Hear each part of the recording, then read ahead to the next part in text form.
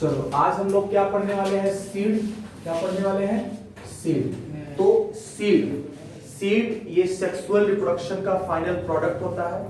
Fruit और seed is the final product of the sexual reproduction. किसका final product, बोलो बोलो, किसका फाइनल प्रोडक्ट बोलो, सेक्सुअल रिप्रोडक्शन का। ठीक, अच्छा, तो जैसा कि एक लाइन पढ़ा है कि flower ensure the formation of final product of sexual reproduction. कौन इंश्योर करेगा, फ्लावर, ठीक है ना। किसको इंश्योर करेगा, सेक्सुअल रिप्रोडक्शन के फाइनल प्रोडक्ट को। और सेक्सुअल रिप्रोडक्शन का फाइनल प्रोडक्ट क्या होगा, सीड। क्या होगा, सीड। तो बेटा सीड के स्टडी को हम कहते हैं स्पर्मोलॉजी। क्या कहते हैं, स्पर्मोलॉजी। तो स्टडी ऑफ सीड है ना, is called as the spermology. Seed के अध्ययन को हम स्पर्मोलॉजी कहते हैं। तो एक्चुअल में सीड है क्या, तो seed is nothing, this is the fertilised ovule. Seed का फॉर्मेशन ओव्यूल से होता है, इसलिए हम इसको कहते हैं फर्टिलाइज्ड ओव्यूल है। सीड बनता किससे है, ओव्यूल से बनता है। सीड प्रेजेंट किस में होता है, प्रेजेंट इनटू द फ्रूट। तो सीड इनसाइड फ्रूट होता है। कहां होगा, इनसाइड फ्रूट। तो सीड की अगर हम प्लॉइडी की बात करें तो इसकी प्लॉइडी कितनी होती है, 2n, मतलब ये डिप्लॉइड नेचर का होगा। ठीक, तो सीड ना किसका फाइनल प्रोडक्ट है, सेक्सुअल रिप्रोडक्शन का। किसका फाइनल प्रोडक्ट होगा, सेक्सुअल रिप्रोडक्शन का। सीड के जनरली 3 पार्ट होंगे, कौन कौन से, एक होगा बेटा सीड कोट, दूसरा होगा कोटिलेडन, तीसरा होगा एम्ब्रियोनल एक्सिस। ये 3 भाग होते हैं ना। तो ये एम्ब्रियोनल एक्सिस होता है, एम्ब्रियोनल एक्सिस से इस तरह से कोटिलेडन लगा होता है। क्या लगा होता है, कोटिलेडन, है ना, दिस इज द कोटिलेडन। ठीक, और ये पूरा स्ट्रक्चर किसके अंदर कवर्ड है, एक कवरिंग से कवर्ड है जिसको हम कहते हैं सीड कोट। और इसी कवरिंग पर एक छिद्र होता है, ध्यान देना, ये छिद्र होता है जिसको हम नाम देते हैं माइक्रोपाइल। क्या कहते हैं, माइक्रोपाइल। इस कवरिंग को हम नाम देते हैं माइक्रोपाइल, ठीक है ना। तो इसी माइक्रोपाइल से एयर और वाटर इंटर करता है ड्यूरिंग द सीड जर्मिनेशन। तो ध्यान देना। नेक्स्ट हम बात करते हैं एम्ब्रियोनल एक्सिस। तो पहला पार्ट हो गया इसका एम्ब्रियोनल एक्सिस, है ना। तो एम्ब्रियोनल एक्सिस से क्या लगा होता है, कोटिलेडन। क्या लगा होता है, कोटिलेडन। तो कोटिलेडन की अगर हम बात करते हैं तो मोनोकॉट के अंदर 2 कोटिलेडन, एक कोटिलेडन होता है। मोनोकॉट सीड में सिंगल कोटिलेडन होता है, कल फिगर जो है डायग्राम में दिखाया था।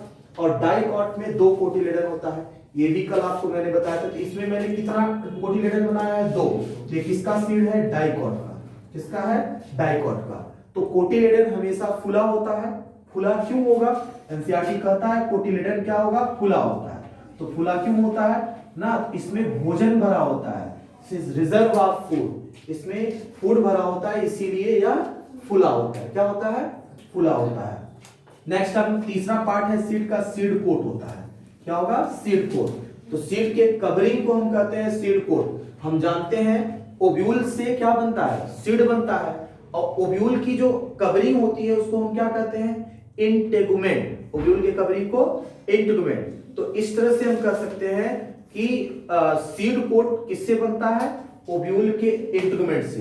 तो ओव्यूल से सीड बनेगा और इंटेगुमेंट से सीड कोट। तो डेवलप्ड फ्रॉम द इंटेगुमेंट, ठीक है ना। तो सीड कोट 2 होते हैं, आउटर सीड कोट और इनर सीड कोट। तो आउटर सीड कोट को हम टेस्टा कहते हैं और इनर सीड कोट को टेगुमेन कहते हैं। क्लियर। तो जनरली सीड 2 तरह के होते हैं, एक होता है एल्बुमिनस सीड। एल्बुमिनस सीड को हम एंडोस्पर्मिक सीड भी कहते हैं।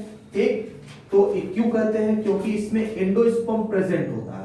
तो डबल फर्टिलाइजेशन पढ़ते समय आप एंडोस्पर्म बनाए थे और एंडोस्पर्म के बारे में पढ़ा था। तो एंडोस्पर्म का नेचर कैसा होता है, ट्रिप्लॉइड। कैसा होता है, ट्रिप्लॉइड, 3n होता है। तो एंडोस्पर्म में क्या भरा होता है, भोजन। इसी एंडोस्पर्म से एम्ब्रियो अटैच होता है ना। अगर एम्ब्रियोनिक डेवलपमेंट के समय एम्ब्रियो भोजन कहां से लेता है, एंडोस्पर्म से। अगर एम्ब्रियो पूरे एंडोस्पर्म को खा जाएगा तो क्या एंडोस्पर्म वहां बच पाएगा, नहीं। जब बच नहीं पाएगा तो एंडोस्पर्म एब्सेंट हो जाएगा।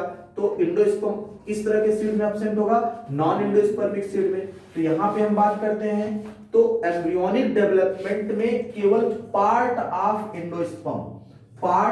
इंडोस्पर्म कंज्यूम होता है, मतलब एम्ब्रियो के द्वारा केवल थोड़ा सा इंडोस्पर्म का पार्ट खाया जाता है, बाकी बच जाता है, तो मतलब इंडोस्पर्म इसमें प्रेजेंट है।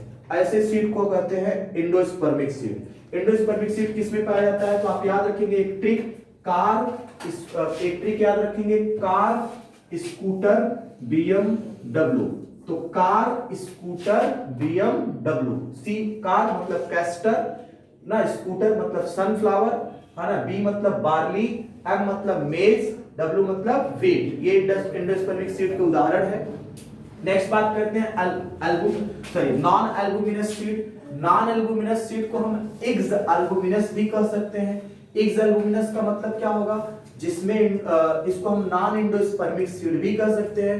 कहने का मतलब इसमें इंडोस्पर्म एब्सेंट होगा। क्या एब्सेंट होगा, इंडोस्पर्म एब्सेंट होगा। कहने का मतलब इस सीड के फॉर्मेशन के समय, वैसे इस सीड का फॉर्मेशन होगा, यहाँ पे एम्ब्रियो पूरे के पूरे इंडोस्पर्म को खा जाएगा। जब पूरा इंडोस्पर्म खा जाएगा तो क्या इंडोस्पर्म बचेगा, नहीं, इसलिए कहते हैं यहाँ पे इंडोस्पर्म एब्सेंट होता है। तो when whole endosperm consume during the embryonic development, जब पूरा का पूरा एंडोस्पर्म एम्ब्रियोनिक डेवलपमेंट में पार्टिसिपेट कर जाए तो एंडोस्पर्म खत्म हो जाएगा, इसलिए कहते हैं नॉन एंडोस्पर्मिक सीड। तो इसका एग्जांपल, इसके लिए एक ट्रिक याद करते हैं, है ना। तो आजकल बड़ा गेम खेल रहे हो, उसका नाम क्या है, पबजी। मोदी जी भी नाम ले चुके हैं पबजी का, ठीक ना, और बैन भी हो गया है, ठीक, पबजी, ठीक। पी मतलब पी, बी मतलब बीन्स और जी मतलब ग्राउंडनट। ये तीनों सीड किसके हैं, किस तरह के सीड है, नॉन एल्बुमिनस। नेक्स्ट हम बात करते हैं माइक्रोपाइल।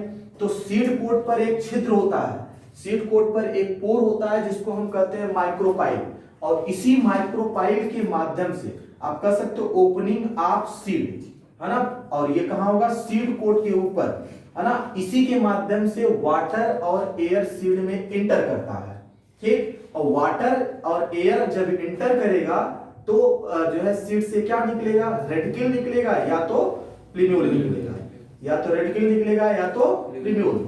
दोनों में से पहले कोई एक ही निकलेगा, दोनों एक साथ नहीं निकलेंगे, है ना। इसी को सीड जर्मिनेशन भी कहते हैं। सीड से रेडिकल और प्लीम्यूल का निकलना क्या कहलाएगा, सीड जर्मिनेशन। तो मतलब ये वाटर और एयर की एंट्री किसमें सहायक होती है, सीड जर्मिनेशन में। आगे हम बात करते हैं ड्राई सीड। ड्राई सीड में अगर हम बात करते हैं, ड्राई सीड जो होता है उसमें 10 से 15%, 10 से 15% मॉइस्चर बाय मास होता है। कितना, 10 से 15% मॉइस्चर बाय मास। ये नीट का क्वेश्चन है ना, इंपॉर्टेंट क्वेश्चन है और नीट में पूछा जा चुका है। सीड डॉर्मेंसी क्या होता है, डॉर्मेंसी का मतलब सुसुप्त होना, सुसुप्तता अवस्था। जैसे गेहूं की कटाई कर लेते हो, करने के बाद सीड उसका हमको मिल गया, उस सीड को बोरे में भर के रख देते हैं, है ना, और 5-6 महीने जो है अगले सीजन में उस गेहूं की फिर से बुआई करते हैं। तो जितने टाइम तक हम उसको रखे रहते हैं उसी को कहते हैं सीड डॉर्मेंसी। क्या कहते हैं, सीड डॉर्मेंसी। जितने टाइम तक सीड जर्मिनेट ना करे उस टाइम को हम कहते हैं सीड डॉर्मेंसी। और सीड का जर्मिनेशन हमेशा फेवरेबल कंडीशन में होगा, ठीक है ना। सीड जर्मिनेशन की बात करते हैं तो आप कह सकते हो सीड से रेडिकल और प्लीम्यूल का बाहर निकलना कहलाएगा सीड जर्मिनेशन। तो आप कह सकते हैं emergence of radicle and plumule is called as the seed germination. तो रेडिकल से रूट बनता है और प्लीम्यूल से शूट। और अगर हम सीड जर्मिनेशन की बात करें तो ये दो तरह का सीड जर्मिनेशन होता है। सीड जर्मिनेशन दो तरह का होता है, एक होता है ना, एक होता है इपीजियल जर्मिनेशन, इपीजियल जर्मिनेशन, और दूसरा होता है hypogeal germination, hypogeal germination. Seed germination दो तरह का होगा, एक होगा इपीजियल जर्मिनेशन और दूसरा होगा हाइपोजियल जर्मिनेशन। अगर सीड से पहले रेडिकल निकलता है तब हम इसको कहते हैं इपीजियल जर्मिनेशन, और यदि पहले प्लीम्यूल निकलता है तब हम इसको कहते हैं हाइपोजियल जर्मिनेशन, ठीक ना। तो इपीजियल किसे कहेंगे, व्हेन जब सीड से पहले रेडिकल अराइज होगा और प्लीम्यूल बाद में अराइज होगा, है ना, तब कहेंगे इपीजियल जर्मिनेशन। और यदि सीड से पहले क्या अराइज हो रहा है, ना क्या एराइज हो रहा है ना, प्लिन्यूल एराइज हो रहा है और बाद में रेडिकल एराइज हो रहा है, तब कहेंगे हाइपोजियल जर्मिनेशन। ठीक, तो सीड के जर्मिनेट होने के लिए एक फेवरेबल कंडीशन की आवश्यकता पड़ेगी। एनसीईआरटी में मेंशन है एडिक्वेट मॉइस्चर, सही मात्रा में मॉइस्चर चाहिए, ऑक्सीजन चाहिए और एक फेवरेबल टेम्परेचर चाहिए, तभी जाके सीड जर्मिनेट करेगा। नेक्स्ट टर्म है पेरिस्पर्म। पेरिस्पर्म किसे कहेंगे, है ना, तो ओव्यूल में के अंदर आपको बताया था न्यूसेलस होता है। जब ये न्यूसेलस परसिस्ट कर जाता है ना सीड में, है ना, न्यूसेलस ओव्यूल का परसिस्ट रह जाता है सीड में, है ना, उसी को कहते हैं पेरिस्पर्म। तो रिमेनेंट न्यूसेलस या परसिस्टेंट न्यूसेलस को हम पेरिस्पर्म कहते हैं। तो पेरिस्पर्म किसमें पाया जाता है, ब्लैक पीपर और बीट में। किसमें पाया जाएगा, ब्लैक पीपर और बीट में। ये तो हमने सीखा किसके बारे में, सीड के बारे में। इसके बाद हम लोग किसके बारे में पढ़ने वाले हैं, फ्रूट के बारे में। क्लियर।